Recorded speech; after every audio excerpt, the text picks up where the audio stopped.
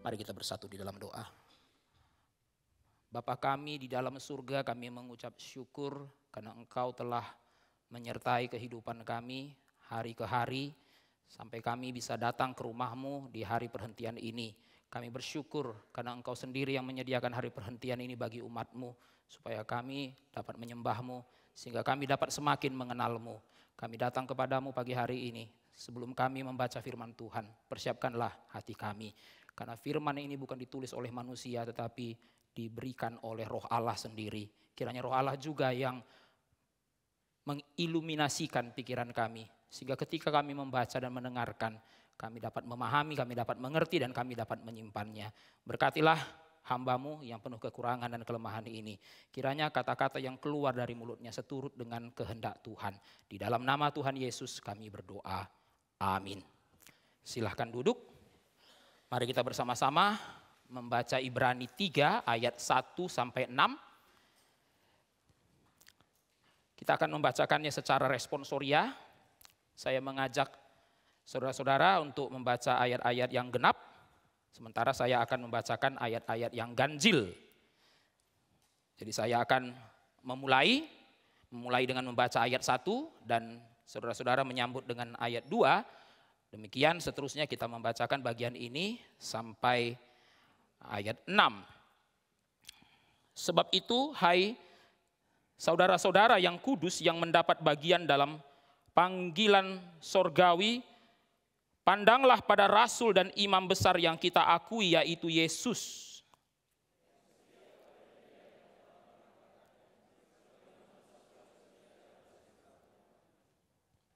Sebab ia dipandang layak mendapat kemuliaan lebih besar daripada Musa, sama seperti ahli bangunan, lebih dihormati daripada rumah yang dibangunnya.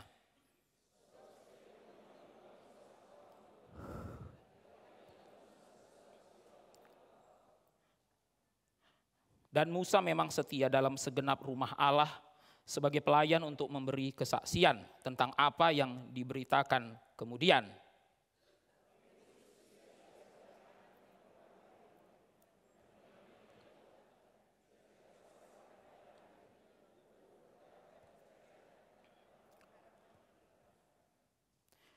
Saudara-saudara, pada ayat 1 penulis surat Ibrani menyebut pembacanya sebagai saudara-saudara yang kudus, atau dalam terjemahan NIV-nya Holy Brothers and Sisters. Mengapa penulis surat Ibrani menyebut pembacanya sebagai saudara-saudara yang kudus? Saudara-saudara, sangat menarik untuk diperhatikan, penulis surat Ibrani belum menggunakan sebutan ini di pasal 1 dan 2. Kalau saudara-saudara membaca surat Ibrani dari pasal pertama dan kedua, saudara-saudara Tuhan, kita tidak menemukan di sana penulis surat Ibrani sekalipun menggunakan kata saudara-saudara. Saudara-saudara Tuhan, sekali lagi saya ulangi saudara-saudara, kalau kita membaca Ibrani pasal pertama dan kedua, kita tidak menemukan di sana sekalipun penulis surat Ibrani ini menyapa atau menggunakan kata saudara-saudara. Sebutan saudara-saudara yang kudus ini baru digunakan di pasal 3, saudara-saudara Tuhan. Nah, saudara-saudara Tuhan, jadi kalau kita bandingkan pasal 3 dengan pasal-pasal sebelumnya, saudara-saudara menemukan ada sesuatu yang berbeda. Perbedaannya adalah, saudara-saudara Tuhan, pasal 1 dan pasal 2, penulis surat Ibrani belum menyapa atau tidak menyapa para pembacanya itu dengan sebutan brother and sister, sebutan saudara-saudara. Dia baru mulai menyebut pembacanya sebagai saudara-saudara, atau lebih lengkap lagi saudara-saudara di sini, saudara-saudara yang kudus, ya, di pasal 3. Nah, saudara-saudara ini kasih oleh Tuhan, kita tidak bisa memisahkan sebutan ini dari pasal 2 ayat 11 sampai 17, saudara-saudara. Ya, saudara kasih oleh Tuhan, pasal 2 ayat 11 sampai 17 adalah konteks dari pasal 3 ayat 1. Ya, tadi kita sudah membaca dari pasal 3 ayat 1 sampai 6. Saudara-saudara dikasih oleh Tuhan. Nah, pasal 2 ayat 11 sampai 17 itu adalah konteks dari pasal 3 ayat 1. Ya, saudara-saudara dikasih oleh Tuhan, kalau kita ingin memahami Ibrani 3 ayat 1, saudara-saudara dan saudara-saudara harus memperhatikan Ibrani 2 ayat 11 sampai 17. Karena saudara-saudara yang kasih Tuhan, kedua bagian ini tidak bisa dipisahkan. Ya, saudara-saudara, karena pasal 3 ayat 1, konteks dari pasal 3 ayat 1 ada pada pasal 2 ayat 11 sampai 17. Saudara-saudara, kita bisa melihat kaitan dari kedua bagian itu dari kata sebab itu yang muncul di awal pasal 3 ayat 1. Saudara-saudara, tadi kita sudah membaca pasal 3 ayat 1. Saya mengajak saudara-saudara untuk memperhatikan sekali lagi ayat ini, saudara-saudara. Kita mulai dengan membahas pasal 3 ayat 1, saudara kasih Tuhan, dan ada beberapa hal yang kita perlu bahas dari pasal 3 ayat 1. Nah, saudara-saudara, kalau kita membaca pasal 3 ayat 1, saudara akan menemukan bahwa ayat ini dimulai dengan kata hubung therefore. Saudara-saudara ya, atau Lembaga Alkitab Indonesia menerjemahkannya dengan sebab itu. Ya, saudara-saudara, atau dalam terjemahan NIV-nya therefore. Saudara yang kasih Tuhan, setiap kali kita membaca sebab itu, setiap kali kita membaca kata sebab itu, kita pasti bertanya, sebab apa? Ya, saudara-saudara, salah satu bagian atau salah satu ayat Alkitab yang terkenal dengan sebab itunya itu adalah Roma 12 ayat 1, saudara kasih Tuhan ya. Saya percaya ini adalah salah satu ayat hafalan orang Kristen, Roma 12 ayat 1. Nah, saudara-saudara dikasih oleh Tuhan, Roma 12 ayat 1 pun dimulai dengan kata sebab itu. Sebab itu, oleh karena kemurahan Allah, aku menasihatkan kamu saudara-saudara, persembahkanlah tubuhmu sebagai persembahan yang hidup, yang kudus dan yang berkenan kepada Allah. Nah, saudara-saudara dikasih oleh Tuhan, sewaktu kita mengingat atau waktu kita membaca Roma 12 ayat 1, yang kita tekankan adalah persembahannya, saudara dikasih oleh Tuhan. Ya, persembahan yang hidup, yang kudus dan yang berkenan kepada Allah. A living sacrifice. Tapi saudara kasih oleh Tuhan, pasal 12 ayat 1 dimulai dengan kata therefore. Karena itu. Karena apa? Sama dengan Ibrani 3 ayat 1 ini. Karena itu. Atau sebab itu. Atau therefore. Sebab itu, hai saudara-saudara yang kudus. Sebab apa? Sebab apa? Nah, saudara-saudara, mari kita mundur.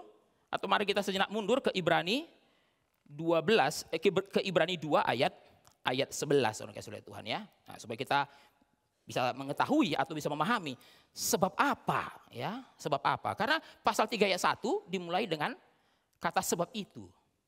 Saudara kasih oleh Tuhan, mari kita sejenak mundur ke Ibrani 2 ayat 11. Ya, saudara-saudara. Ibrani 2 ayat 11. Saya akan bacakan untuk kita semua. Mari kita memperhatikan dari Alkitab kita masing-masing. Sebab Yesus yang menguduskan dan mereka yang dikuduskan, mereka semua berasal dari satu. Itulah sebabnya Yesus tidak malu menyebut mereka saudara. Saya akan bacakan ayat ini dalam terjemahan New International Version. Both the one who makes men holy and those who are made holy are of the same family. Saudara-saudara yang kasih oleh Tuhan, ada perbedaan terjemahan NIV dengan terjemahan LAI, saudara-saudara. Di dalam terjemahan NIV muncul kata family. Ya, saudara-saudara, dalam terjemahan LAI tidak muncul kata family, hanya dikatakan satu. Satu. Tapi dalam terjemahan NIV, saudara-saudara, kata satu itu diterjemahkan menjadi family. Ya, saya lanjutkan. So Jesus is not ashamed to call them brothers. Jesus is not ashamed to call them brothers. Saudara dikasih oleh Tuhan, di pasal 2 ayat 11 sampai 17, penulis surat Ibrani menjelaskan bahwa orang-orang percaya adalah saudara-saudara Yesus Kristus. Ya, saudara kasih oleh Tuhan, ya kita tidak perlu lihat ayat 12, 13, 14 sampai 17, saudara kasih oleh Tuhan, kita hanya lihat ayat 11-nya saja. Saudara-saudara kasih oleh Tuhan, dari ayat 11 dan kalau saudara-saudara meneruskan sampai ayat 17, saudara akan menemukan bahwa di dalam Ibrani 2 ayat 11 sampai 17, Paulus itu menjelaskan dengan panjang lebar bahwa setiap orang percaya adalah saudara-saudara Yesus Kristus. Saudara kasih oleh Tuhan, kesimpulannya begini, menjadi orang percaya itu berarti menjadi Jesus brother. Saya ulangi, saudara kasih oleh Tuhan, menjadi believer itu sama dengan menjadi Jesus brothers and sister. Ya, saudara kasih oleh Tuhan, siapa kita? Oh, saya ini orang Kristen, kita ini orang Kristen. Siapa orang Kristen? Orang Kristen orang percaya. Biasanya saudara kasih oleh Tuhan kan sebutan orang Kristen bolak-balik ya. Kalau nggak Kristen percaya, kalau nggak Kristen percaya. Siapa saya? Saya orang Kristen. Siapa saya? Saya orang percaya ya. Saudara kasih oleh Tuhan, ada orang lebih suka menggunakan istilah orang percaya daripada orang Kristen. Karena menurut dia tidak semua orang Kristen itu orang percaya. Saudara kasih oleh Tuhan ya. Semua orang boleh ngaku Kristen, tapi belum tentu semua orang itu believer. Ya, saudara kasih oleh Tuhan. Ya, tapi saudara kasih oleh Tuhan, ada juga orang yang mengatakan, ya kalau bukan believer, ya pasti bukan orang Kristen. Itu cuma ngaku-ngaku Kristen, saudara kasih oleh Tuhan. Jadi kalau ditanya saudara kasih oleh Tuhan kepada kita, siapa kita atau siapa saya? Atau saudara sekalian, apa sebutan yang diberikan kepada kita? Ya, kita mengatakan, saya orang Kristen atau saya orang percaya. Tapi saudara sekalian Tuhan, di dalam Ibrani 2 ayat 11, saudara-saudara dan saya harus mengerti satu hal. Kita disebut sebagai Jesus brothers and sister. Saudara-saudara Yesus Kristus. Saudara kasih oleh Tuhan, di sini penulis surat Ibrani memberikan sebuah kabar baik kepada kita. Apa kabar baiknya saudara-saudara? Jesus is not ashamed. Ya, saudara-saudara, inilah salah satu kabar baik di dalam Alkitab. Saudara kasih oleh Tuhan, selain dosa diampuni, saudara kasih oleh Tuhan, itu juga kabar baik ya. Dosa diampuni, saudara tidak perlu takut masuk neraka lagi, saudara kasih oleh Tuhan. Itu kan semuanya kabar baik. Tapi saudara kasih oleh Tuhan, ada salah satu kabar baik yang jarang kita sadari di dalam Alkitab. Saudara-saudara, kenapa Injil itu disebut dengan kabar baik? Saudara-saudara ya. Kenapa Injil itu disebut dengan kabar baik? Di manakah kabar baiknya Injil itu? Atau mengapa Injil itu disebut sebagai kabar baik? Apa yang baik dari kabar baik itu? Nah, saudara-saudara ya. Ini saya ambil dari judul sebuah buku, saudara kasih Tuhan. Dan buku ini sangat baik, saudara kasih Tuhan ya. Katakan kita selalu mengatakan apa itu Injil? Kabar baik. Nah, saudara kasih Tuhan. Nah, pertanyaannya apa yang baik dari kabar baik itu? Apa yang baik dari kabar baik itu? Ya saudara-saudara, ada yang mengatakan, oh yang baik dari kabar baik itu adalah kalau kamu percaya Yesus, kamu orang yang sakit sembuh. Nah, atau kalau kamu percaya pada Yesus, orang yang miskin kaya. Ya saudara-saudara, nah saudara-saudara tentu saja kita tidak setuju dengan pandangan-pandangan ini. Bukan di situ baiknya kabar baik itu. Injil kabar baik, tapi baiknya bukan di situ gitu ya. Ya, kenapa Injil disebut kabar baik? Bukan karena kalau kamu percaya Yesus, apapun penyakitmu pasti sembuh. Bukan kalau kamu percaya Yesus, keadaanmu yang miskin akan jadi kaya, bukan. Tapi saudara kasih Tuhan, kalau bukan itu, maka pertanyaan tetap sama. Apa yang baik dari kabar baik itu? Ya kalau kita mengatakan Injil itu kabar baik, maka kita perlu menjawab pertanyaan ini. Apa yang baik dari kabar baik itu? Saudara-saudara, biasanya kita mengkaitkan Injil dengan apa? Pengampunan dosa. Ya, pengampunan dosa. Dosamu tidak diperhitungkan. Kamu dibenarkan oleh iman. Ya, saudara kasih oleh Tuhan. Ya, di dalam teologi reform sering disebut sebagai justification by faith alone. Ya, saudara-saudara, makanya orang Kristen punya jaminan keselamatan. Ya, ini nggak dimiliki agama-agama lain, saudara-saudara. Kita nggak perlu menggunakan kata moga-moga, saudara kasih oleh Tuhan ya. Kenapa? Ya, karena Injil itu kabar baik. Ada jaminan keselamatan. Kenapa saudara kasih oleh Tuhan kita tidak perlu pakai kata moga-moga? Karena orang yang percaya pada Yesus, pada saat itu juga seluruh dosanya diperhitungkan kepada Kristus. Dan seluruh kebenaran Kristus diperhitungkan kepada dia. Saya ulangi saudara kasih oleh Tuhan, mungkin bagi saudara ini adalah hal yang baru saudara kasih oleh Tuhan. Jadi saya ulangi sekali lagi saudara kasih oleh Tuhan. Kenapa Injil itu disebut dengan kabar baik? Karena Injil mengatakan semua bagi orang yang percaya pada Kristus, semua dosanya diperhitungkan kepada Kristus dan semua kebenaran Kristus diperhitungkan kepada dia. Itulah sebabnya semua orang yang percaya pada Kristus, ketika dia mati, dia tidak perlu takut lagi Tuhan memperhitungkan dosanya. Wah, saudara-saudara jangan pikir ya Tuhan gak hitung-hitungan dosa kita. Tuhan hitung-hitungan saudara kasih oleh Tuhan. Karena Tuhan kita adil. Dia tidak mungkin tidak hitung dosa kita dan tidak mungkin tidak memperhitungkan dosa kita. Saudara-saudara kasih oleh Tuhan, tidak ada pemutihan dosa di dalam Tuhan, gak ada saudara-saudara. Gak ada saudara kasih oleh Tuhan ya. Saudara-saudara, tidak ada istilah sin amnesti saudara kasih oleh Tuhan di dalam Tuhan. Teks amnesti masih ada saudara-saudara ya. Saudara-saudara di dalam negara masih ada teks amnesti. Tapi saudara kasih oleh Tuhan, tidak ada sin amnesti di dalam Tuhan. Loh, kalau gak ada sin amnesti, gimana ceritanya saya gak dihukum? Bukan karena dosa saudara diputihkan, bukan. Tapi karena dosa saudara diperhitungkan kepada Kristus. Jadi kok saya selamat? Karena kebenaran Kristus diperhitungkan kepada saudara. Maka saudara kasih oleh Tuhan, kalau saudara suatu hari nanti berhadapan dengan kematian, saudara nggak perlu takut. Saudara nggak perlu takut, saudara kasih oleh Tuhan. Saudara nggak perlu takut setelah mati Tuhan hitung-hitungan dengan dosa saya. Tidak lagi. Karena dosa itu sudah diperhitungkan di Golgota. Kabar baik. Of course itu kabar baik, saudara kasih oleh Tuhan. Saudara tanya agama-agama dalam dunia ini, ada nggak yang punya jaminan sejelas ini? Nggak ada, saudara kasih oleh Tuhan. Ya, maka semua saudara kasih oleh di luar Kristus, semua orang pasti takut mati. Kenapa saudara-saudara? Sebenarnya yang menakutkan bukan kematiannya, after itu saudara kasih oleh Tuhan ya. Saya ulangi saudara-saudara, yang menakutkan dari kematian itu bukan kematian itu sendiri, setelahnya itu. Setelahnya itu ada hitung-hitungannya. Semua agama percaya saudara kasih oleh Tuhan, apa yang terjadi setelah mati? Perhitungan. Tapi saudara-saudara, Injil mengatakan apa? Oh, nggak perlu takut. Setelah kamu mati, sekalipun ada perhitungan, tapi semua dosa-dosamu sudah diperhitungkan kepada Kristus. Dan sebaliknya, semua kebenaran Kristus diperhitungkan kepadamu. Tapi saudara kasih Tuhan, kabar baiknya Injil bukan hanya sampai di situ. Saudara-saudara, kabar baiknya Injil bukan hanya sampai di situ. Kabar baik Injil yang lain adalah apa? Jesus is not ashamed. Yesus tidak malu menyebut saudara dan saya. Yesus tidak malu menyebut kita sebagai saudara-saudaranya. Saudara-saudara, biasanya kita kalau bicara mengenai kabar baiknya Injil, bicara apa saudara-saudara? Dosaku tidak diperhitungkan. Tentu saja saudara-saudara itu kabar baik. Tapi ada kabar baik yang lain dari Injil apa? Yesus tidak malu untuk menyebut kita sebagai saudara-saudaranya. Saudara dikasih oleh Tuhan, seharusnya Yesus malu menyebut kita sebagai saudara. Saya ulangi saudara-saudara ya. Ibrani 2 ayat 11 mengatakan dia tidak malu menyebut kita sebagai saudaranya. Jesus is not ashamed. Tapi saudara dikasih oleh Tuhan, coba kita pikir-pikir baik-baik ya. Kalau saudara jadi Yesus, saudara menempatkan Yesus di sepatu saudara. Saudara kalau menjadi Yesus, saudara dikasih oleh Tuhan, seharusnya Yesus malu menyebut kita sebagai saudara-saudaranya karena kita ini sinners. Kita ini sinners.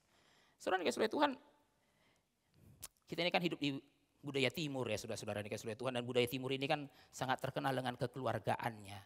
Saudara-saudara dikasih oleh Tuhan, di dalam budaya yang sangat kental dengan kekeluargaannya, kita tidak sembarangan menyebut orang itu saudara. Ya, saudara-saudara yang dikasih oleh Tuhan, di dalam budaya timur yang sangat kental dengan kekeluargaan, saudara dikasih oleh Tuhan, kita tidak sembarangan menyebut orang sebagai saudara kita karena persaudaraan itu berbicara tentang honor and shame. Ya, saudara-saudara yang dikasih oleh Tuhan, ini salah satu perbedaan antara Western dan Eastern culture, saudara dikasih oleh Tuhan. Saudara yang dikasih oleh Tuhan, di dalam Eastern culture persaudaraan itu sesuatu yang serius. Kenapa saudara-saudara? Karena persaudaraan itu bicara mengenai honor and shame. Saudara-saudara, hormat dan aib. Itu saudara kasih oleh Tuhan ya. Saya ulangi sekali lagi saudara-saudara, di dalam budaya timur persaudaraan itu serius. Karena persaudaraan itu bicara mengenai honor and shame. Saudara kasih oleh Tuhan, menjadi saudara dari seorang yang terhormat itu berarti kecipratan kehormatannya. Menjadi saudara dari orang yang punya aib itu berarti kecipratan aibnya. Maka saudara-saudara, kita juga tidak sembarangan menyebut orang itu saudara kita. Kita bangga kalau menyebut seorang gubernur itu saudara kita. Saudara-saudara yang kasih oleh Tuhan, di dalam budaya timur seperti ini, kalau orang itu sukses, yang gak saudara pun ngaku saudara. Ya kenyataan kan begitu saudara-saudara ya.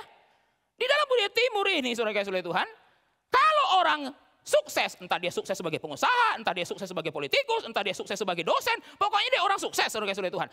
Kalau orang itu sukses, yang nggak saudara pun tidak malu-malu mengakui dia sebagai saudara. Ya, saudara kasih oleh Tuhan, apalagi kalau marganya sama, saudara kasih oleh Tuhan ya. Nah, ya, saudara-saudara, saudara kasih oleh Tuhan, ya, kamu tahu konglomerat yang satu itu? Tahu, marganya apa coba? Bangun. Nah, saya bangun. Oh, saudara kasih oleh Tuhan, tapi bangun yang ini dengan bangun yang itu, saudara kasih oleh Tuhan, kalau ditelusuri, saudara, mungkin ketemunya di Adam, saudara kasih oleh Tuhan ya. Ya enggak lah, enggak sampai di Adam lah, karena masih sama-sama orang karo kok, saudara kasih oleh Tuhan ya. Ya, tapi kan kalau dipikir-pikir, saudara, kalau ditelusuri juga jauh kok, jauh banget. Ya, kamu tahu saya dengan dia, ini hubungan kami, ini dekat enggak, saya di sininya.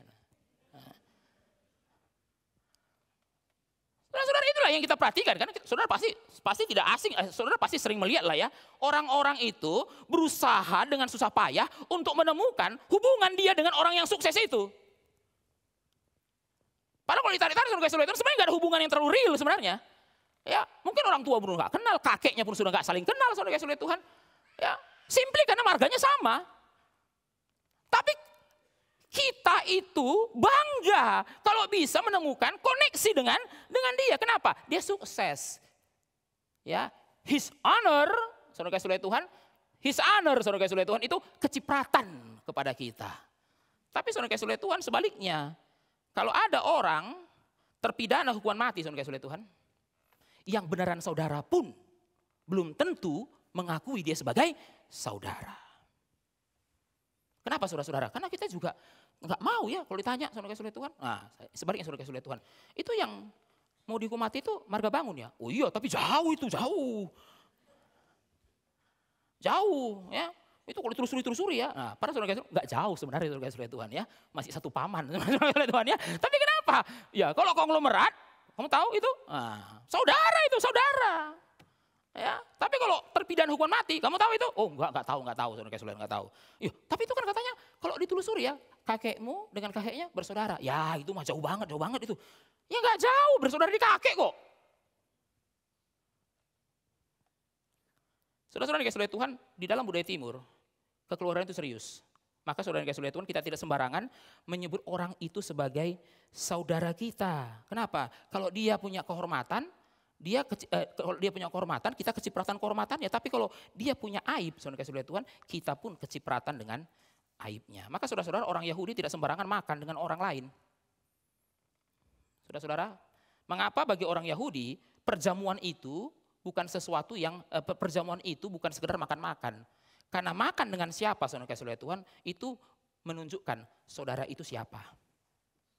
Maka orang Yahudi hati-hati sekali kalau makan dengan orang lain.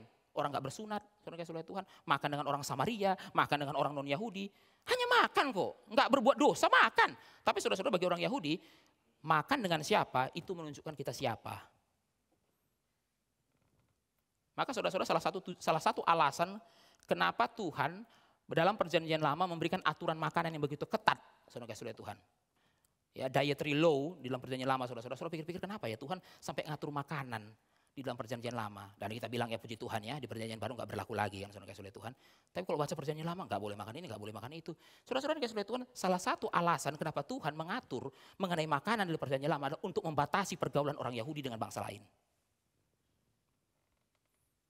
Karena mereka bangsa yang kudus. Jadi kamu gak boleh sembarangan makan dengan bangsa lain. Nah, salah satu cara Tuhan membatasi pergaulan bangsa Yahudi dan bangsa lain, makanannya.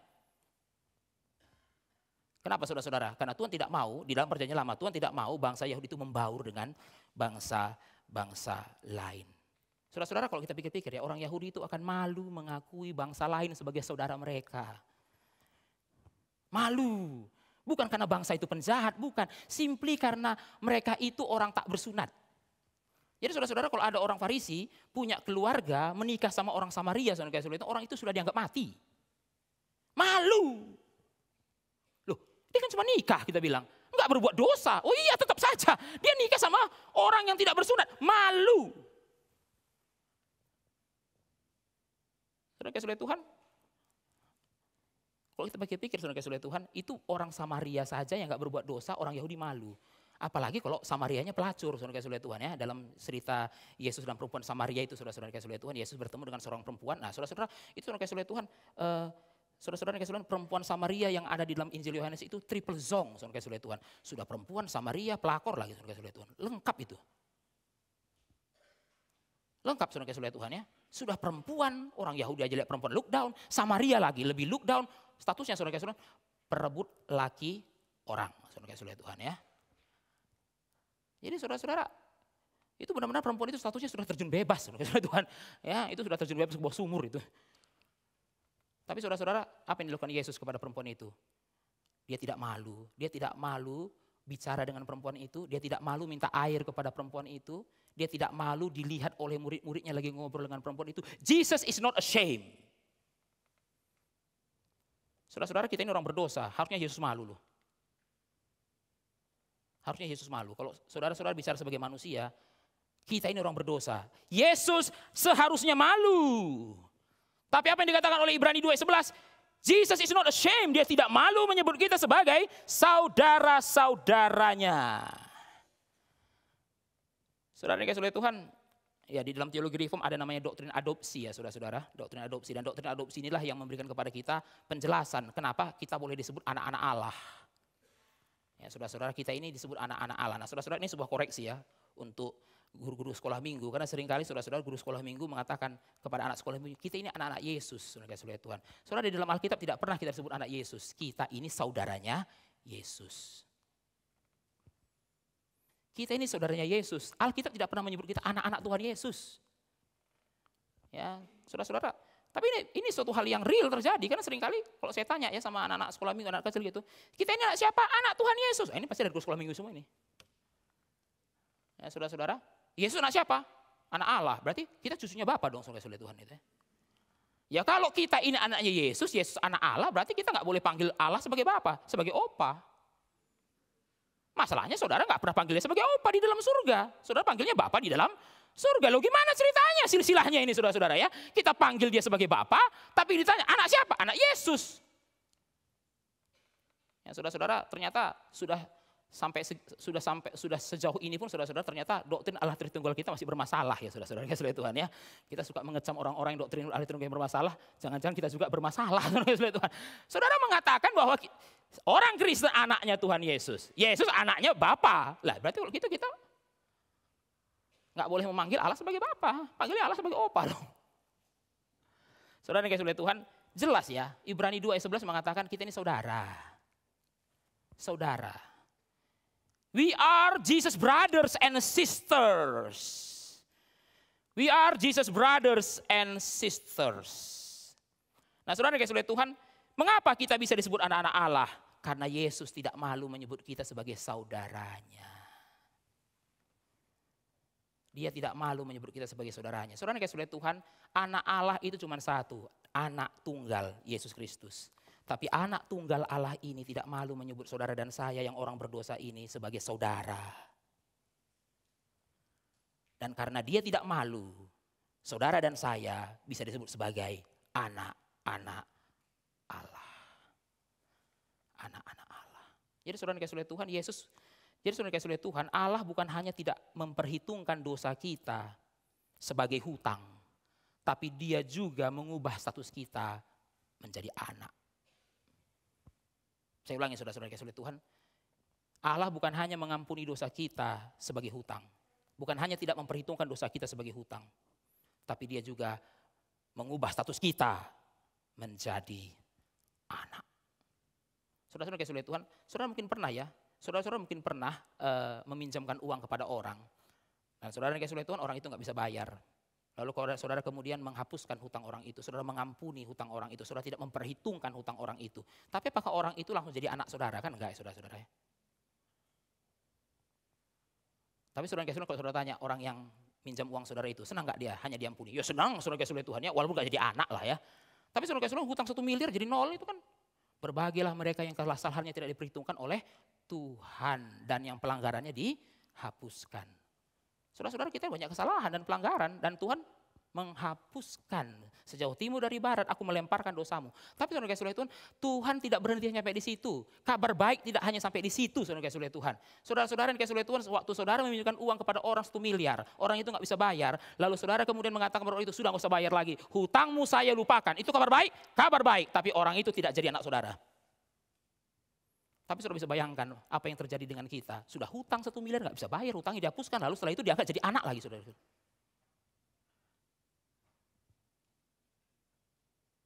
Saudara-saudara yang kasih Tuhan, saudara bisa bayangkan ya betapa besar anugerah yang Tuhan berikan ke dalam hidup kita. Bukan hanya hutang kita dihapuskan, sudah dihapuskan, diangkat jadi anak lagi.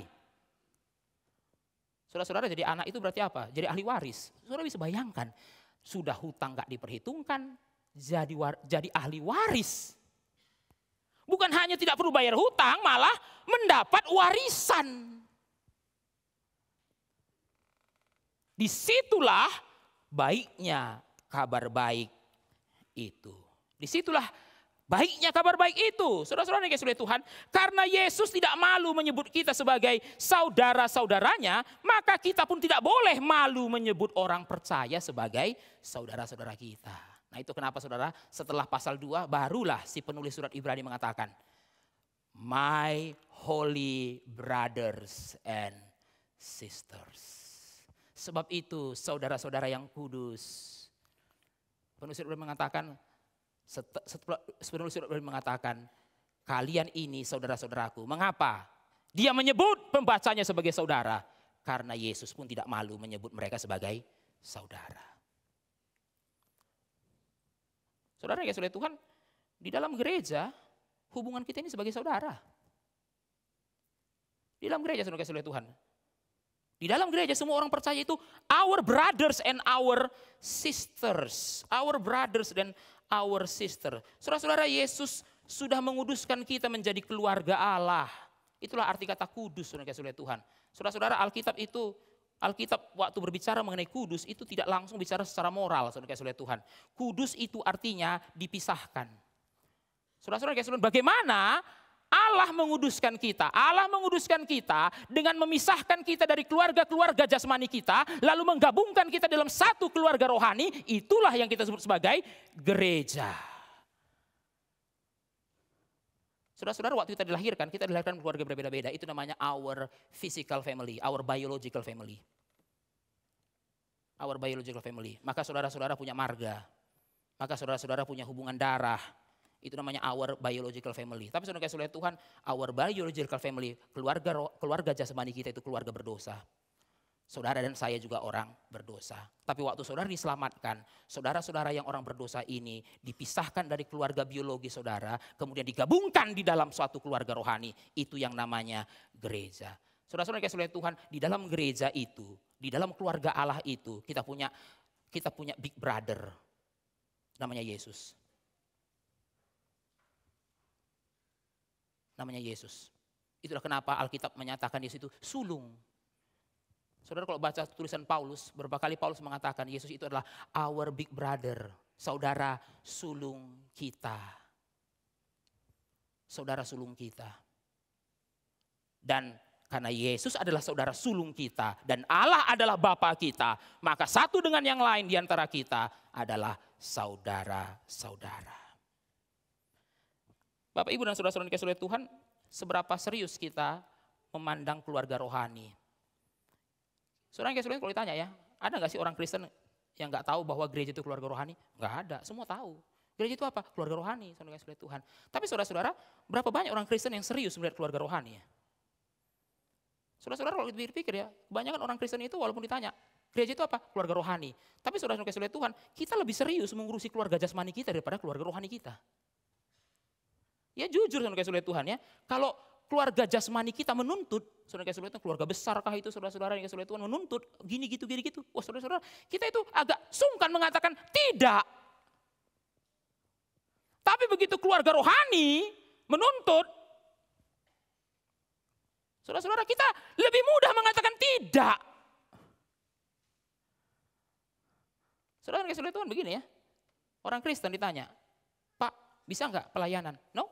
Saudara Tuhan ya. Nah, para saudara yang minta pelayanan itu apa? Keluarga rohanimu, saudara-saudara yang minta pelayanan itu keluarga rohanimu. Itu saudara bilang apa? Enggak, cepat sekali ngomong enggak gitu. Enggak pikir-pikir saudara Tuhan ya. Enggak. Kenapa? Ya itulah saudara Tuhan. Saya juga enggak ngerti kenapa. Kok cepat ya? Enggak. Ayo sekarang saudara Tuhan ya.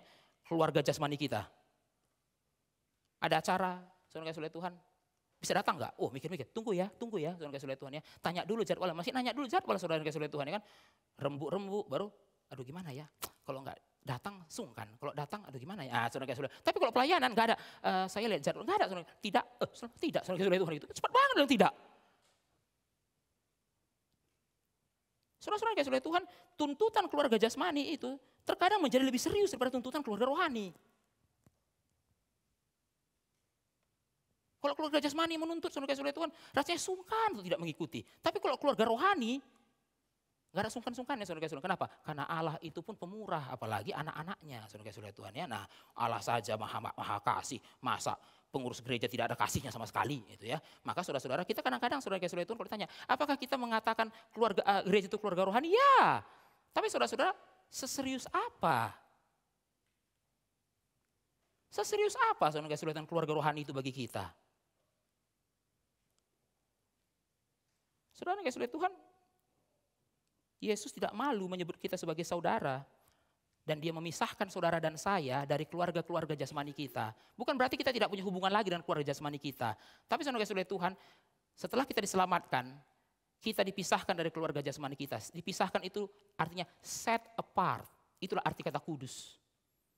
Saudara-saudara, kudus dalam perjanjian lama dan perjanjian baru sama saudara-saudara Tuhan. Hagios dan kados itu dalam bahasa Ibrani dan Yunani sama. Artinya apa? Set apart, dipisahkan dari.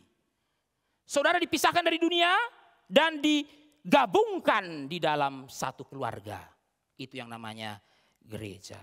Saudara-saudara, saya kutip dari Albert Mohler. Saudara-saudara, Albert Mohler mengatakan, dengan menjadi saudara Kristus, kita menjadi saudara dan saudari satu sama lain di dalam gereja, yaitu keluarga Allah. Persaudaraan kita di dalam Kristus menghasilkan hubungan kekeluargaan yang baru dan kesatuan yang hakiki. Saya ulangi sekali lagi, dengan menjadi saudara Kristus, kita menjadi saudara dan saudari satu sama lain di dalam gereja, yaitu keluarga Allah. Persaudaraan kita di dalam Kristus menghasilkan hubungan kekeluargaan yang baru dan kesatuan yang hakiki. Jadi kalau saudara mengaku sebagai saudaranya Yesus Kristus, kalau kita mengaku bahwa Yesus is our brother, maka saudara tidak boleh mengaku, tidak boleh malu untuk mengakui orang-orang percaya yang ada di dalam gereja ini sebagai our brothers dan sisters. Saudara yang dikasihi Tuhan, apakah yang sedang kita lakukan sebagai keluarga Allah di dalam dunia ini? Ya, saudara-saudara, tadi kita sudah melihat bahwa kita ini keluarga Allah. Mengapa kita sebut dengan keluarga Allah? Karena Yesus tidak malu mengakui kita sebagai saudara-saudaranya. Pertanyaannya, apa yang sedang kita lakukan sebagai keluarga Allah di dalam dunia ini? Saudara dikasihi Tuhan, keluarga Allah itu sedang mengembara dalam dunia ini. Saya ulangi saudara-saudara ya. Keluarga Allah itu sedang mengembara. Saudara dikasihi Tuhan, biasanya ya, orang yang mengembara itu enggak punya keluarga, dan orang yang punya keluarga itu tidak mengembara. Tapi saudara-saudara, Alkitab mengatakan gereja itu keluarga Allah yang sedang mengembara. Gereja itu adalah keluarga Allah yang sedang mengembara. Mari kita lihat ayat 1 sekali lagi. Mari kita lihat ayat 1, kita sekarang masuk ke istilah yang kedua. Ya saudara-saudara, tadi kita sudah lihat istilah yang pertama. Holy brothers, saudara-saudara yang kudus. Sekarang kita melihat istilah yang kedua. Mari kita kembali ke 3 ayat 1. Sebab itu hai saudara-saudara yang kudus, yang mendapat bagian dalam panggilan sorgawi. Who share in the heavenly calling. Who share in the heavenly calling. Saudara-saudara, di sini penulis surat Ibrani mengingatkan kita tentang panggilan sorgawi. Dia mengatakan bahwa kita mendapat bagian dalam panggilan sorgawi. Saudara-saudara, panggilan sorgawi itu mengenai apa, saudara dikasihi Tuhan? Saudara-saudara, panggilan sorgawi. Panggilan itu berarti ada suara. Ya, saudara-saudara, dari mana saudara tahu dipanggil? Ada suara. Ya, suara. Entah orang dengar gak dengar, saudara dikasihi Tuhan. Tapi kalau saudara bilang, oh saya dipanggil, saudara dikasihi Tuhan ya. Saudara dikasihi Tuhan. Ya, saudara-saudara, panggilan itu mengasumsikan ada suara. Nah, itu sebabnya saudara-saudara dalam bahasa Latin vocation, kata dasarnya voice. Voice. Ya, saudara-saudara, ada suara. Gimana kita bilang, saya dipanggil Pak. Kamu dengar suara siapa? Enggak dengar suara siapa-siapa lah, itu bukan dipanggil saudara dikasihi Tuhan ya. Tapi kalau dipanggil Tuhan gimana saudara-saudara dikasihi Tuhan ya? Bapak ini sudah dipanggil Tuhan, saudara dikasihi Tuhan. Itu pun ada suaranya, saudara enggak dengar aja. Ya, tapi orang yang meninggal saudara-saudara itu dipanggil Tuhan memang. Ya, dipanggil Tuhan. Ada suara yang memanggil, pulang. Nah, saudara pulang. Ada suara. Tapi saudara perhatikan di sini, suara dari mana? Dari sorga, heavenly calling. Saudara dan saya mendapat bagian dalam panggilan surgawi. Walaupun kita hidup di dalam dunia, tapi selama kita hidup dalam dunia ini saudara-saudara, suara dari sorga itu memanggil kita. Suara dari sorga itu memanggil kita. Itulah sebabnya saudara-saudara Tuhan, kita terus mengembara dalam dunia ini. Saudara-saudara, mengembara itu berarti apa? Tidak diam di tempat. Namanya orang mengembara itu tidak diam di tempat. Saudara-saudara. Namanya orang mengembara itu jalan, moving. Kalau orang diam di tempat itu bukan mengembara, saudara, itu stuck namanya. Tapi mengembara, saudara itu berarti apa? Terus berjalan. Itu sebabnya saudara-saudara yang dikasihi Tuhan, orang yang mengembara sering disebut sebagai apa? Pilgrim atau traveler. Traveler. Saudara dan saya ini adalah musafir. Apa yang menggerakkan saudara dan saya di dalam dunia ini? Heavenly calling. Ada suara dari sorga itu. Suara itu yang saudara dengar, yang saudara ikuti, sehingga saudara dan saya terus jalan. Itulah sebabnya saudara dan saya tidak melekat dengan dunia ini.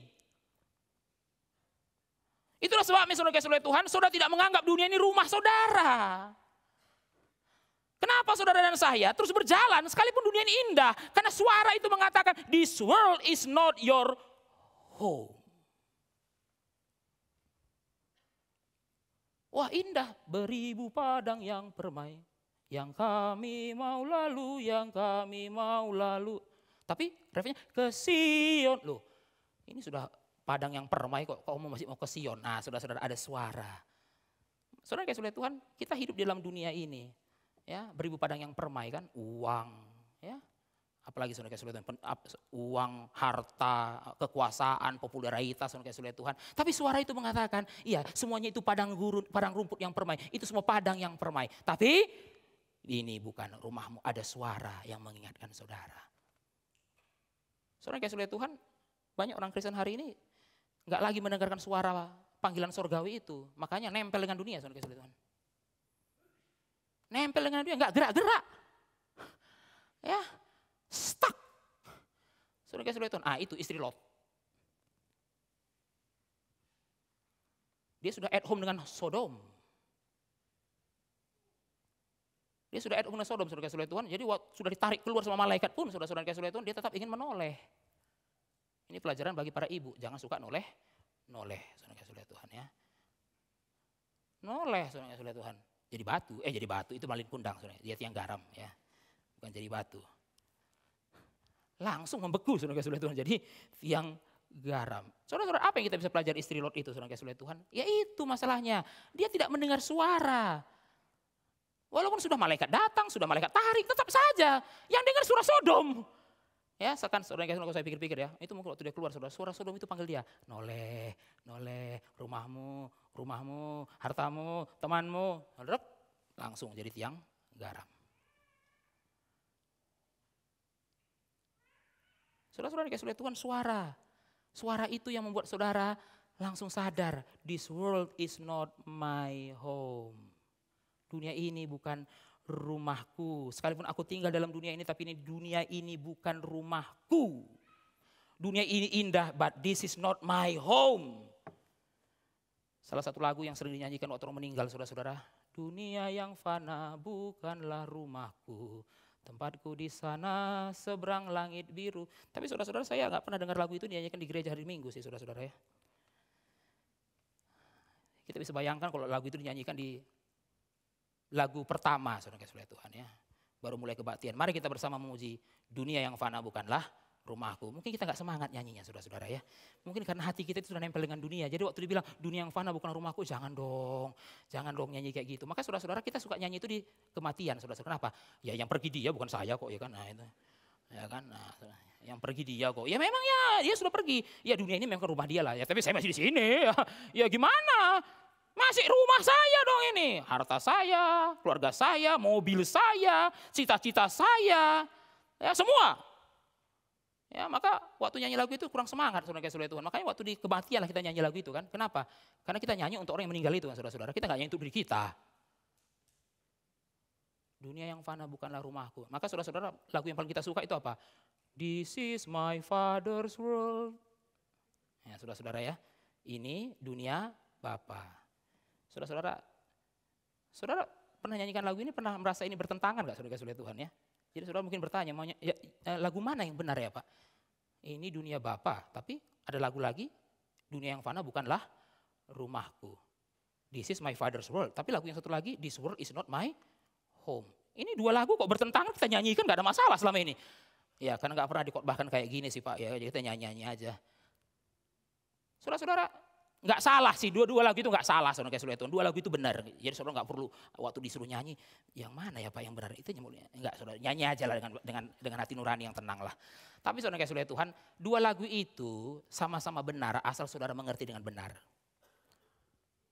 Saudara, ya saya nggak perlu bahas ya, bagaimana memahami kedua lagu ini. Tapi saudara-saudara, lagu yang satu lagi itu juga benar. This world is not my home. Dunia ini bukan rumah kita. Bukan berarti dunia jelek, enggak saudara kasih oleh Tuhan. Dunia ini enggak jelek, enggak semuanya jelek. Tapi ingat sekali lagi, suara dari surga itu mengatakan jalan terus. Jalan terus. Kamu belum sampai ke rumahmu. Loh ini apa Tuhan? Bukan rumahmu.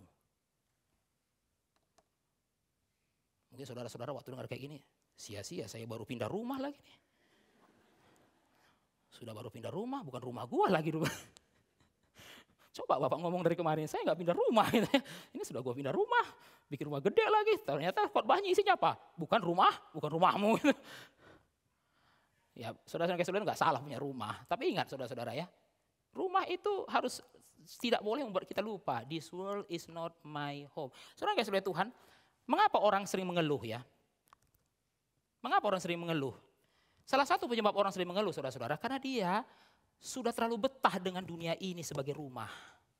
Makanya komplain terus dengan dunia ini. Kurang inilah, kurang itulah, kurang inilah, kurang itulah. Kenapa saudara-saudara? Karena dia menganggap dunia rumah dia.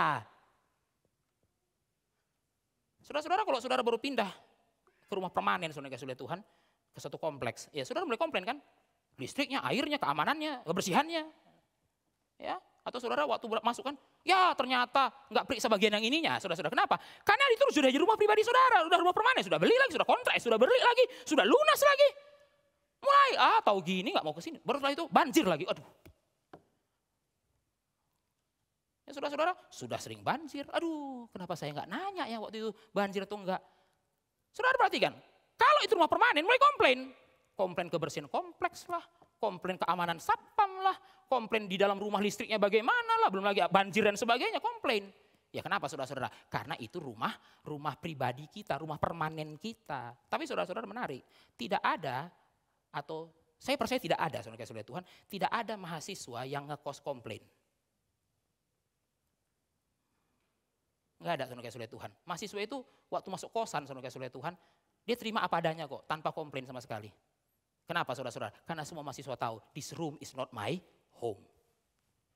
Gua kesini mau kuliah, ya, mau kuliah 4 tahun, habis wisuda, ya kalau bisa segera hang out dari sini, sudah hengkang dari sini, kan, sudah keluar dari sini. Maka saudara-saudara nggak ada mahasiswa itu waktu masuk, ya, itu kan, kenapa dindingnya warna biru ya? Favorit gua warna pink tahu? Nggak ada saudara-saudara ya. Ya mahasiswa pikir ya udahlah biru aja daripada gua ngecat lagi 4 tahun ini juga. Gak ada yang komplain, kenapa saudara-saudara? Karena dia sudah punya mindset, saya kesini mau kuliah, bukan mau dekorasi kamar. Saudara-saudara saya masih ingat dulu saudara-saudara Tuhan, pengalaman menjadi calo kosan saudara-saudara Tuhan. Ada mahasiswa itu, mahasiswa baru saudara-saudara Tuhan, datang dari luar kota kan belum punya kosan. Biasanya dia karena ada kenal daerah itu, biasanya cari-cari orang lah yang bisa menunjukkan kos. Saudara-saudara ya biasanya pertanyaan pertama adalah harga. Ya, di tempat saya dulu saudara-saudara kosan itu bukan per bulan, per tahun ya, per tahun. Jadi nggak bayar bulanan. Dan di tempat saya dulu saudara-saudara rata-rata itu ya 2 juta lah 1 tahun. Ya, 1 tahun. Itu sudah paling mahal. Ya, itu 2 juta itu sudah kamar mandi dalam itu saudara-saudara Tuhan. Saudara jangan bandingkan dengan daerah Kemanggisan ya saudara-saudara Tuhan ya. Itu sudah kamar mandi dalam itu saudara-saudara 2 tahun. Ya di bawah itu ada yang 1.500.000 saudara-saudara Tuhan. Itu 1.500 itu kamar mandi luar. Saudara-saudara, nah mahasiswa itu kadang-kadang kan nanya, Pak harganya berapa setahun? Harganya berapa? 2 juta. Baru pertanyaan kedua, kamar mandi dalam atau luar? Dalam, nah, saudara-saudara. Tapi ada yang mikir, uangnya gak cukup nih, sayang. Ya udahlah, yang 1,5 juta saja. Kamar mandi luar gak apa-apa. Perhatikan saudara-saudara, gak komplain kan? Kamar mandi luar, udahlah gitu ya. Beda 500.000 kan lumayan dia bilang kan. Nah daripada saya harus bayar lebih mahal, kamar mandi luar gak masalah lah. Saudara-saudara satu kali ada yang nanya sama satu calo, bukan sama saya, sama satu calo kosan itu. Kak, ada kosan yang murah gak? Ada. Berapa setahun? 800.000. Di bawah lagi saudara-saudara, setengah. 1.500.000, 800.000. Setahun iya. Kamar mandi dalam gak? Dalam. Dia bilang, kok bisa murah gitu? Ya karena kamunya tidur di luar. Dia. Lu udah tahu 800.000 masih tanya dalam lagi, nggak tahu diri nih orang. Sudah tahu ini 800.000, masih tanya dalam atau luar lagi. Ya dia di luar. Ya memang saudara-saudara kamarnya itu kecil ya, cuman berapa ya 4x4 kalau nggak salah. Tidak furnis, tidak ada tempat tidur, tidak tempat tidur saudara-saudara. Jadi cuma disediakan kasur dari busa itu. Tapi saudara-saudara saya perhatikan mahasiswa-mahasiswa itu senang dengan 800.000 bisa kuliah 4 tahun. Saudara setahun 800.000 kali 4 cuma 3.200.000 loh. Ya memang saudara-saudara Tuhan, lemarinya itu ya lemari bongkar pasang pakai saudara lemari bongkar pasang yang ada yang dari kain itu. Sisanya nggak ada lagi, meja belajar juga nggak ada. Ya 800.000 ya apa yang kamu dapat ya saudara Tuhan ya apa yang kamu bisa harapkan dapat 800.000 ya gitu aja. Tapi masuk udah tidur Saudara-saudara hampir gak ada mahasiswa ya. Yang, gimana sih lemarinya kok cuma dari kain gini. Baru ditelepon toko furniture saudara Tuhan. Pak, tolong kirimkan lemari apa? Lemari baju terbuat dari kayu jati yang diukir dari Jepara. Gak ada saudara Tuhan. Orang kenapa saudara-saudara? Karena dia pikir ya, kalaupun saya beli, saya taruh, saya lulus mau diapain? Mau dipindahin, itu kan ngerepotin. Saudara-saudara dengar baik-baik, dia tahu this room is not his home. Saudara kenapa suka komplain dengan hidup ini? Kurang inilah, kurang itulah. Karena saudara-saudara berpikir this world is your home. Tapi kalau saudara tahu, ya udahlah. Makanya Paulus bilang, asal ada makanan dan pakaian, cukuplah. Asal ada makanan dan pakaian, cukuplah. Saudara tahu ayat itu di mana? 1 Timotius, saudara Tuhan. 1 Timotius 5 mengatakan, asal ada makanan dan pakaian, cukuplah. Kalau bisa lebih dari itu, syukur. Kalau enggak ada, ya udah. This world is not my home. Nah saudara-saudara Tuhan, kenapa kita banyak komplainnya? Kurang uang lah, sampai kerutan di wajah, dikomplain semuanya. Saudara-saudara, dia disuruh sudah mulai berkerut ya, sudah mulai berkerut. Kerutannya makin banyak nih. Ya kan, laki-laki juga ada yang begitu saudara-saudara Tuhan. Ya bapak-bapak, ya kerutan di dahiku makin banyak ya. Wah, mulai khawatir. Saudara-saudara Tuhan, yang mulai was-was. Ya saudara-saudara, ada orang itu, Pak, wajah saya mulai berkerut. Ya kan? Bu, sudah usia berapa, Bu? 60. Ya. Ya gimana ya? Wajah saya makin berkerut, kalau masih usia 20 sih kita bisa inilah saudara-saudara bisa maklum pertanyaan kayak gini, tapi wajah saya sudah banyak kerutan. Usia berapa, Bu? 60. Ya 60. Kalau nggak ada kerutannya juga menjadi pertanyaan, itu kulit atau melamin orang bilang saudara-saudara Tuhan. Tapi saudara-saudara Tuhan, kerutan di wajah itu, ya bukan berarti saudara-saudara nggak boleh ini ya, nggak boleh do something untuk itu. Tapi satu hal yang saudara perlu ingat, kerutan di wajah itu sebenarnya ada suara Tuhan yang tidak langsung mengatakan, this world is not your home. Jadi para ibu, kalau saudara besok pagi bangun dia ada kerutan saudara-saudara Tuhan, itu suara dari Tuhan mengatakan, umurmu sudah 60, sudah 70, dan this world is not your home. Coba ingat anakmu sudah berapa? Ada 5, semuanya sudah kuliah. Kamu masih berharap gak ada kerutan? Ya udahlah.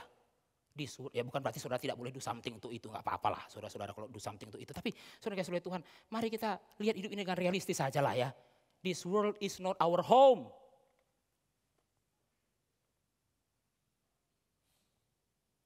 Saudara-saudara Tuhan, kita ini mengembara.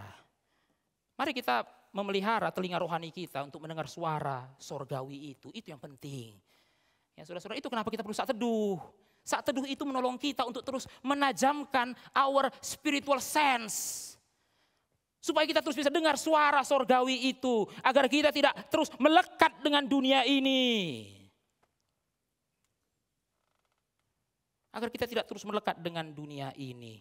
Saudara Tuhan, kehidupan sebagai musafir memang tidak mudah. Ketika bangsa Israel menjadi musafir di padang gurun selama 40 tahun, mereka mengalami banyak kesulitan.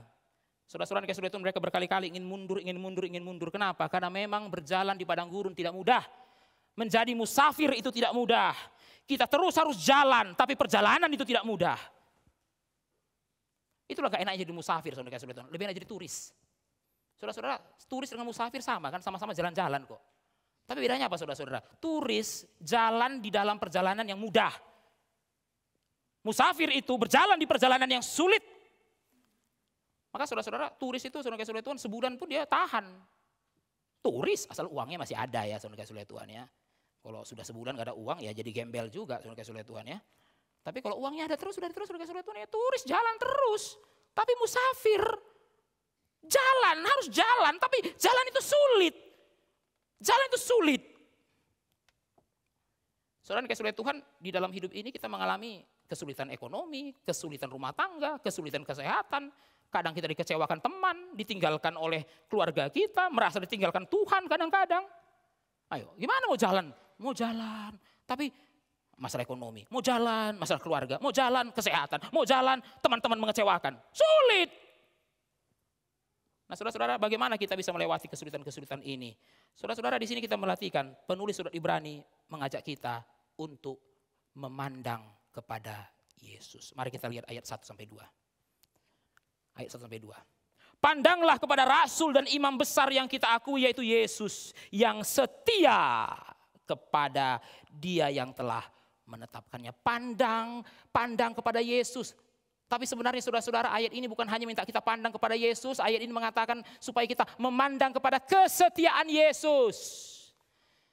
Kesetiaan Yesus.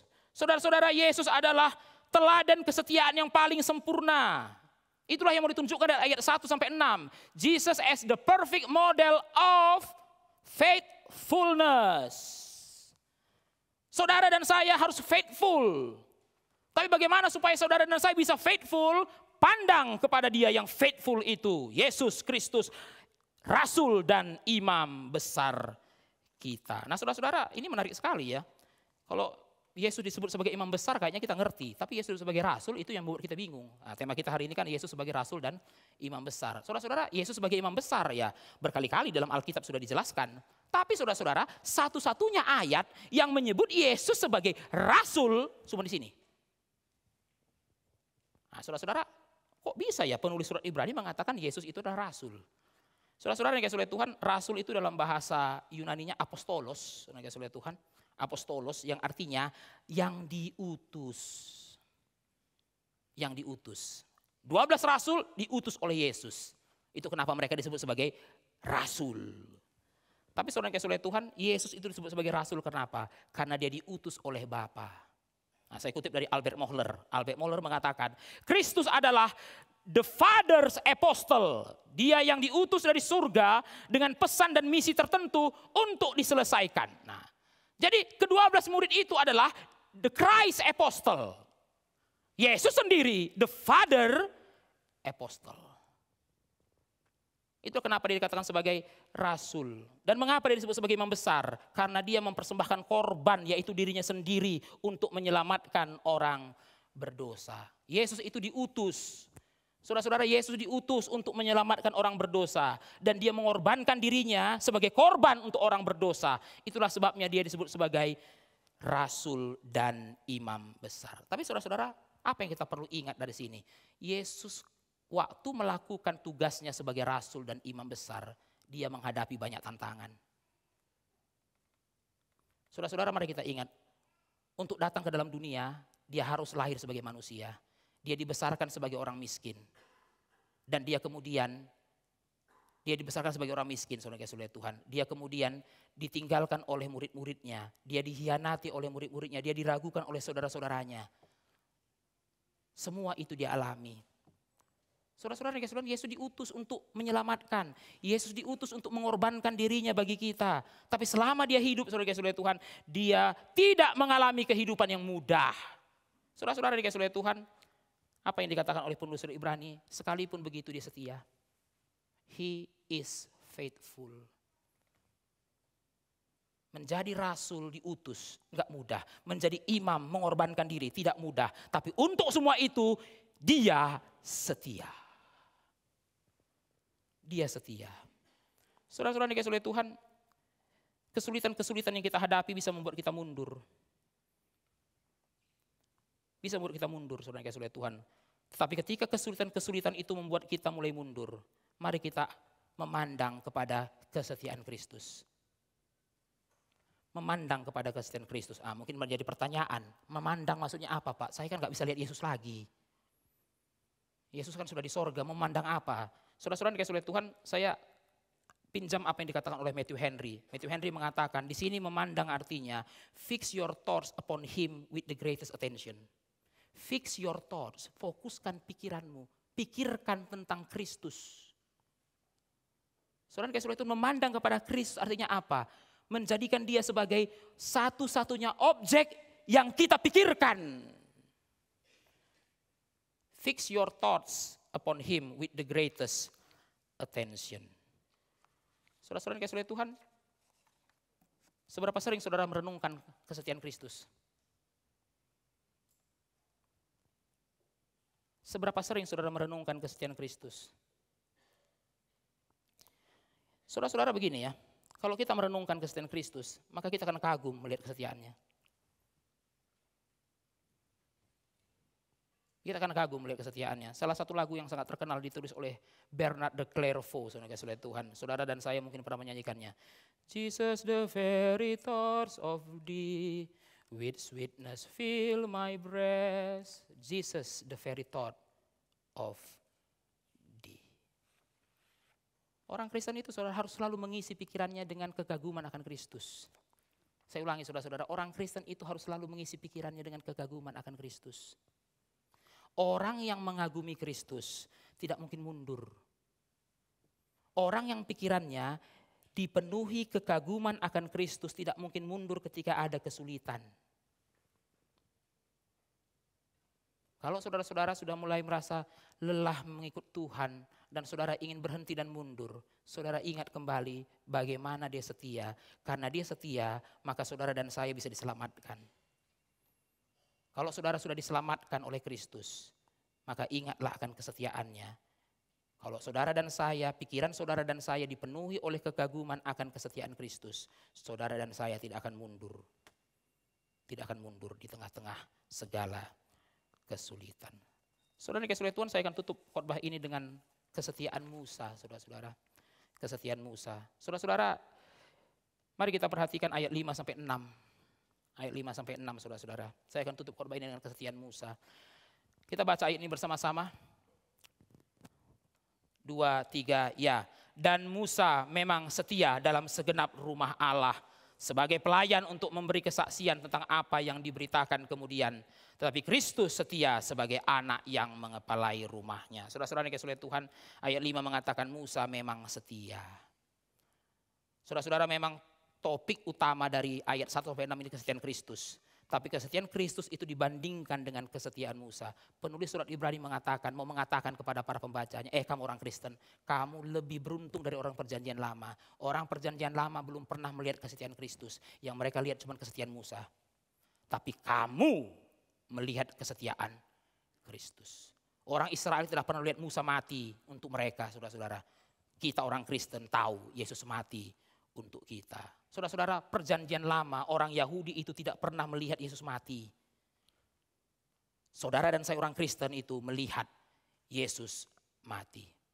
Saudara yang kasih oleh Tuhan, bagi perjanjian lama standar kesetiaan itu Musa. Tapi penulis Ibrani mengatakan setinggi-tingginya Musa lebih tinggi Yesus. Kenapa? Karena Musa itu hamba, pelayan, ayat 5. Tetapi Kristus itu anak. Tapi saudara yang kasih oleh Tuhan, kesetiaan Musa itu tidak bisa diremehkan. Setia dalam segenap rumah Allah. Setia dalam segenap rumah Allah. Dan apa yang dikatakan pada ayat 3 saudara-saudara? Karena Musa setia dalam segenap rumah Allah, dia dihormati. Mari kita baca ayat 3 saudara-saudara, ayat 3 bersama-sama. Sebab, kita baca bersama-sama 2, 3 ya. Sebab ia dipandang layak mendapat kemuliaan lebih besar daripada Musa. Sama seperti ahli bangunan lebih dihormati daripada rumah yang dibangunnya. Nah, saudara-saudara, dikatakan di sini Yesus mendapatkan kehormatan lebih besar daripada Musa. Ya, terjemahan bahasa Indonesia kemuliaan itu kurang tepat saudara-saudara. Terjemahan bahasa Inggris itu Jesus has been found worthy of greater honor. Yesus layak mendapat kemuliaan yang lebih besar daripada Musa. Berarti saudara-saudara, Musa juga dapat kehormatan. Kenapa Musa dihormati saudara-saudara? Karena dia setia. Ya walaupun dia setia sebagai pelayan. Saudara-saudara, kita tidak mungkin meniru Kristus dalam kesetiaan sebagai anak. Kita bukan anak Allah yang tunggal. Tapi saudara-saudara, kita perlu belajar untuk setia seperti Musa sebagai hamba. Saudara-saudara yang kasih oleh Tuhan, apa yang menjadikan orang itu dihormati oleh Tuhan? Bukan jabatannya di gereja. Apa yang membuat orang itu dihormati oleh Tuhan? Bukan karena pelayanannya besar-besar. Apa yang membuat orang itu dihormati oleh Tuhan? Bukan karena hartanya. Tapi karena apa? Kesetiaannya. Saudara-saudara yang dikasih oleh Tuhan, sekecil apapun pelayanan saudara, kerjakan dengan setia. Apa artinya setia saudara-saudara? Suka gak suka, mudah gak mudah, jalan terus. Saudara-saudara yang dikasih itu namanya setia. Suka gak suka, mudah gak mudah, baik tidak baik waktunya, jalan terus. Kenapa? Karena saya tahu Tuhan mau saya lakukan ini. Bahkan saudara-saudara, kesetiaan tidak menjamin keberhasilan. Itu setia saudara-saudara. Saudara yang kasih oleh Tuhan, setia itu artinya apa? Mudah tidak mudah, suka tidak suka. Berhasil atau gagal, saya jalan terus. Tuhan menghormati orang-orang seperti ini. Saudara-saudara dikasih oleh Tuhan, kalau Tuhan menghormati orang seperti ini, saya mau tanya saudara-saudara, gereja menghormati nggak orang seperti ini?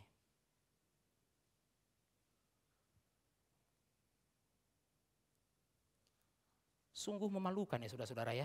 Kalau Tuhan menghormati orang seperti ini, gereja tidak menghormati orang seperti ini. Gereja malah menghormati orang-orang yang kedudukannya tinggi, popularitasnya tinggi, hartanya banyak. Tapi gereja mengabaikan orang-orang yang pelayanannya kecil tapi setia. Saudara-saudara, di GRI Pusat itu ada satu orang bapak ya, dari dulu cuma ngurusin kolektor, saudara-saudara Tuhan.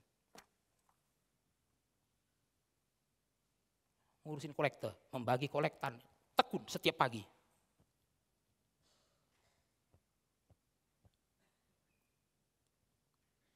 Dia yang membagi kantong kolektor, lalu kemudian nanti mengumpulkannya lagi, membuat nomor-nomornya. Setia. Yang kedua, saudara-saudara, saudara yang punya anak, saudara mengajar gak anak saudara untuk menghormati orang seperti ini?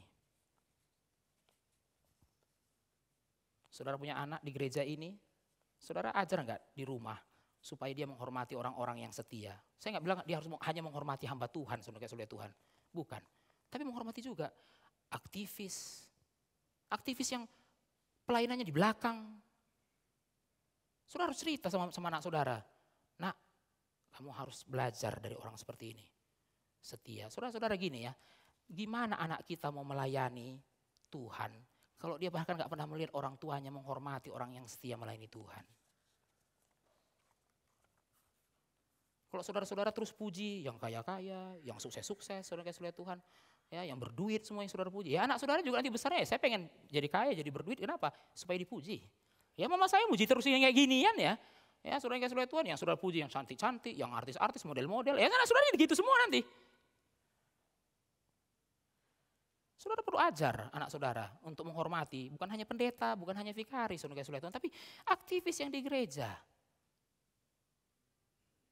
Aktivis yang di gereja. Mungkin kadang-kala saudara-saudara ya, saudara perlu kenalkan anak saudara kepada aktivis di gereja yang gak terkenal sama sekali di depan layar, di depan mimbar, gak pernah kelihatan. Saudara kenalkan sama dia. Nah Bapak ini pelayanan di bidang ini, jadi kalau kamu ini dengar khotbah selalu bisa, nah ini, kena Bapak ini. Nah saudara-saudara Tuhan ya.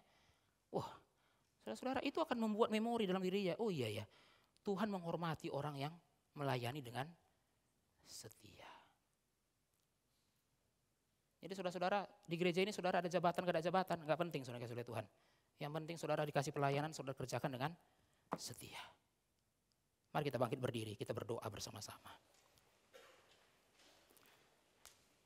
Bapa di dalam surga, kami mengucap syukur untuk firman Tuhan yang sudah kami renungkan di pagi hari ini. Kiranya Tuhan mengarahkan kami pada kesetiaan Kristus. Kesetiaan Kristus yang sempurna. Kiranya kami terus setia walaupun kami mengalami kesulitan di dalam dunia ini. Di dalam mengikut Tuhan. Karena kami adalah pengembara di padang gurun rohani. Kami serahkan hidup kami. Kiranya kami belajar juga dari kesetiaan Musa. Sekalipun Musa hanyalah manusia. Tapi kami juga adalah manusia, seperti Musa setia dalam segenap rumah Tuhan.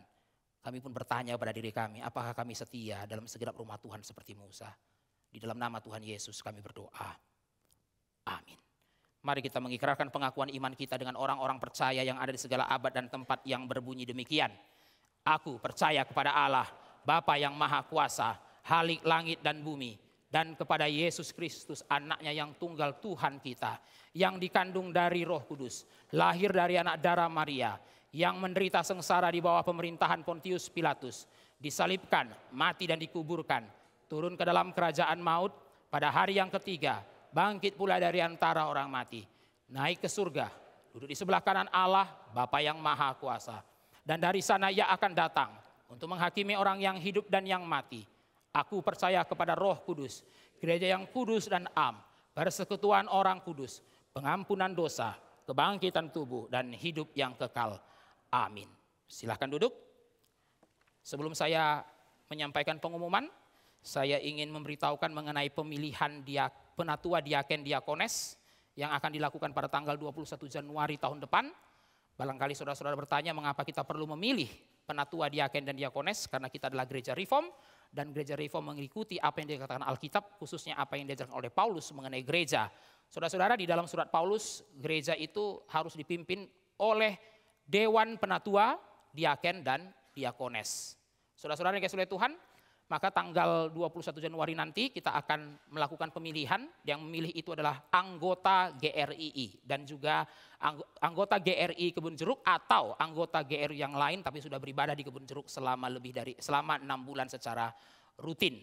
Saudara-saudara, mengapa kita memilih? Ya, karena di dalam teologi reform, saudara yang dikasihi Tuhan, kita percaya dengan apa yang disebut sebagai the priesthood of all believers, keimaman semua orang kudus. Karena saudara orang percaya, maka saudara-saudara, karena saudara adalah orang percaya, maka saudara-saudara juga dilibatkan untuk memilih pemimpin gereja. Oleh karena itu tanggal 21 Januari nanti saudara-saudara tolong berikan waktu. Dan untuk menuju tanggal 21 Januari nanti kita akan melakukan pendaftaran calon pemilih. Saudara-saudara ya, ini bukan hanya seperti pilpres dan pemilihan legislatif saja yang perlu ada pendaftaran calon pemilih. Saudara-saudara ya, kita perlu pendaftaran. Nah saudara-saudara, pendaftaran di situ saudara bisa lihat syaratnya.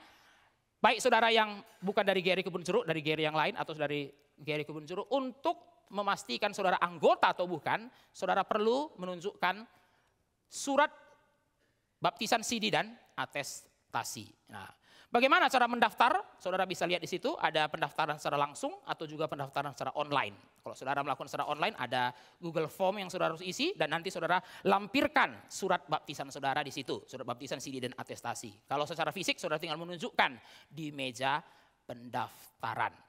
Ya, jadi saudara-saudara yang namanya tidak ada dalam daftar calon pemilih tidak akan diberikan surat suara pada tanggal 21 Januari nanti. Ini sebabnya kami terus mengumumkan, minggu lalu sudah dan minggu ini juga diumumkan kembali. Ya, ini sekedar pendahuluan untuk menuju pemilihan penatua, diaken, dan diakones tahun depan.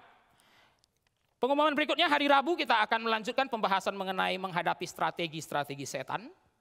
Kita masuk ke bagian yang keempat. Saudara-saudara yang ingin mengikuti penjelasan atau pembahasan mengenai strategi-strategi setan, saudara-saudara boleh datang.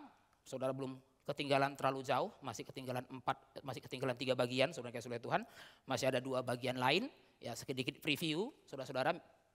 Minggu yang pertama kita membahas setan itu sebagai deceiver, penipu. Minggu kedua kita sudah membahas mengenai setan itu sebagai destroyer, perusak. Minggu kemarin kita membahas setan itu sebagai ruler, penguasa. Hari Rabu ini saudara-saudara kita akan bahas setan sebagai apa? Tunggu tanggal mainnya, saudara kasih Tuhan ya. Masih ada saudara-saudara ya, setan sebagai titik-titik. Nah, hari Rabu ini nanti silahkan saudara-saudara datang. Yang pasti kita tidak akan membahas setan sebagai genderuwo, tidak saudara kasih Tuhan ya. Itu bukan bagian dari pembahasan kita. Ya, hanya secara fisik ya, jadi tidak ada online-nya. Mari kita bisa membiasakan diri untuk ikut dalam kebaktian persekutuan dan acara-acara fisik seperti ini. Sekali lagi mengulangi PA yang Couple tanggal 25 November membahas mengenai menantu dan mertua. Saudara-saudara biasanya PA yang Couple ini untuk pasangan muda, tapi kalau saudara-saudara yang tergolong dalam mertua, saudara kasih oleh Tuhan, silahkan datang nggak apa-apa ya. Boleh sekalian rombongan dengan menantu saudara datang, nggak apa-apa saudara-saudara ya. Nah ya, silahkan ramaikan saja saudara kasih oleh Tuhan ya. Nah jadi jangan hanya menantu yang tahu, mertua nggak tahu ya. Jadi saudara-saudara yang sudah punya menantu, silahkan bawa sama menantu saudara ya. Nah kalau menantu saudara sudah punya anak, silahkan bawa, ada children fellowship ya. Oke, itu pengumuman yang berikutnya. Natal kita akan dimulai dengan Natal Pemuda dan Remaja, tadi sudah diumumkan tanggal 2 Desember dan diikuti dengan Natal Sekolah Minggu tanggal 3 Desember. Demikian pengumuman yang saya ingin garis bawahi pada pagi hari ini.